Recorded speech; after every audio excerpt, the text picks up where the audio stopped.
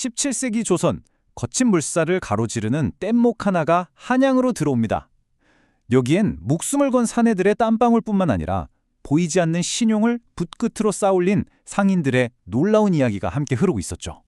여러분 반갑습니다. 저는 디지털 스토리 스튜디오의 김유석입니다. 오늘은 바로 이 뗏목과 날카로운 붓끝이 어떻게 조선시대에 엄청난 금융혁신을 만들어냈는지 그 흥미로운 자료들을 같이 한번 파헤쳐 보겠습니다.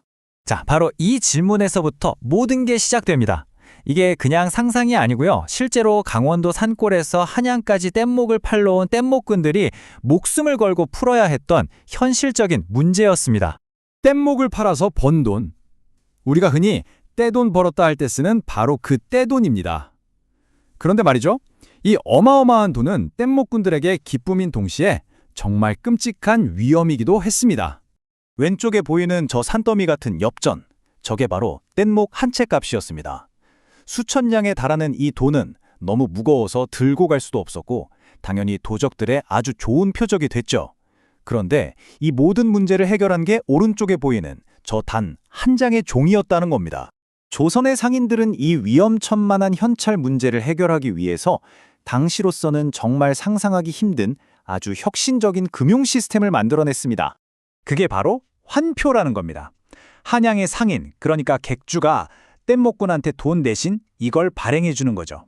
이건 그냥 종이가 아니었어요. 내가 이 사람에게 빚을 졌으니 내 지점에 가서 이 증서를 보여주면 돈으로 바꿔줄 것이다 라는 신용을 기반으로 한 아주 강력한 약속이었던 겁니다. 자, 이제 뗏목꾼은 무거운 엽전 대신에 가벼운 환표 한 장을 품고 고향으로 돌아갑니다. 하지만 이걸로 위험이 끝났을까요? 절대 아니었죠. 도적들도 이게 돈이라는 걸 귀신같이 알았어요. 그러니까 뗏목꾼들은 이 환표를 기름종이에 꽁꽁 싸서 땀이나 비에 젖지 않게 한 다음에 상투 속이나 버섯 밑창, 옷 솔기 사이에 깊숙이 숨겨야만 했습니다. 머리는 깨져도 상투는 지킨다는 말이 그냥 나온 게 아니라 바로 이 환표를 지키려는 처절한 의지에서 나온 거였습니다. 그런데 물리적인 위협보다 더 무서운 게 있었습니다. 바로 소문이었어요. 집으로 돌아가는 길에 한양의 암흑의 객주가 망했다더라 하는 흉흉한 소문이라도 퍼지면 그 순간 패닉에 빠지는 겁니다. 내 손에 든 이 종이가 당장 휴지 조각이 될 수도 있다는 공포. 이거야말로 오늘날의 뱅크런과 똑같은 심리적 위협이었죠. 아니, 이렇게 온갖 위험이 도사리고 있는데 도대체 어떻게 이 종이 한 장의 약속이 지켜질 수 있었을까요? 그 비밀은 바로 객주들의 책상 위에 놓인 장부에 있었습니다. 당시 조선 상인들은 사개치부법이라는 아주 정교한 회계 시스템을 사용했습니다. 받을 돈, 줄 돈, 이익, 자본, 이 네 가지 항목이 마치 톱니바퀴처럼 서로 딱 맞물려 돌아가게 설계돼 있었어요. 그래서 어느 한 곳이라도 숫자를 조작하면 전체 균형이 와르르 깨져버리는 그야말로 완벽에 가까운 자기검정 시스템이었던 거죠. 기록도 그냥 한 번에 끝내는 게 아니었습니다. 정신없는 나루토에서 실시간으로 막 휘갈겨 쓴 메모, 초막록이 있고요. 그날 저녁 이걸 차분하게 정리하는 일기, 그리고 최종적으로 거래처별로 정리하는 장부까지. 이렇게 3단계에 걸쳐서 검증하니까 사소한 실수나 사기는 원천적으로 불가능했습니다. 실제 장부 기록을 한번 보시죠. 단순히 뗏목값 200냥 이렇게만 적힌 게 아니에요. 발행한 환표 금액, 객주가 챙긴 수수료, 그리고 여기 비고란을 한번 주목해 주세요. 김사공이 이번에 고생 많이 했으니까 노자를 넉넉하게 챙겨줬다. 이런 정성적인 기록, 요즘 말로 하면 소프트 데이터까지 꼼꼼하게 남겼습니다. 이게 그냥 인정의 표시가 아니고요. 다음 거래를 위한 일종의 신용등급 평가 데이터로 활용됐던 겁니다. 그리고 이 시스템의 보안을 완성시킨 정말 기가 막힌 아이디어가 바로 이겁니다. 객주가 환표를 발행할 때 자기가 보관할 부분하고 뗏목꾼에게 줄 부분을 겹쳐놓고 험자 같은 글자를 쓴 다음에 찢어서 나눠 가진 거예요.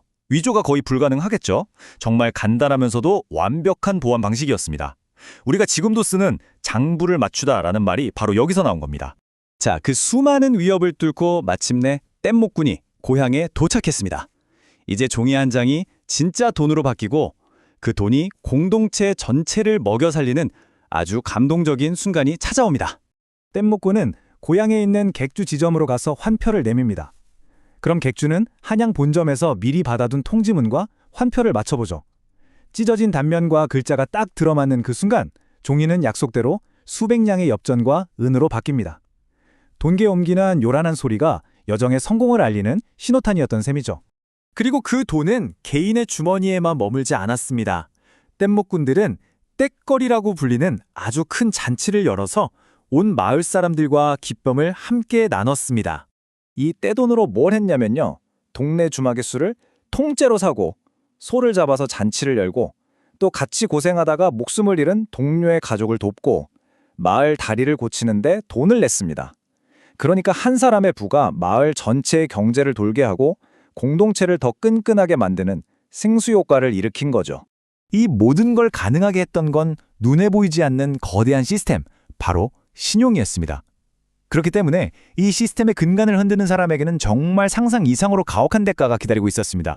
만약에 객주가 장부를 조작하다 걸리면 세 가지 죽음을 맞이했습니다. 첫째, 전국 객주 네트워크에서 영원히 퇴출당하는 금융적 죽음. 둘째, 관아에 끌려가 곤장을 맞고 재산을 몰수당하는 물리적 처벌. 그리고 마지막으로 동료들에게 멍석마리를 당해 사회적으로 매장당하는 사회적 죽음입니다. 맞습니다. 장부를 조작한다는 건 그냥 돈 좀 훔치는 차원의 문제가 아니었어요.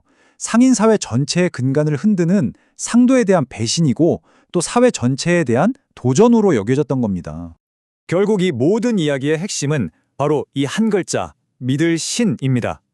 목숨을 걸고 거친 물길을 건넌 뗏목꾼의 용기, 그리고 붓끝으로 모든 것을 정직하게 기록한 객주의 치밀함.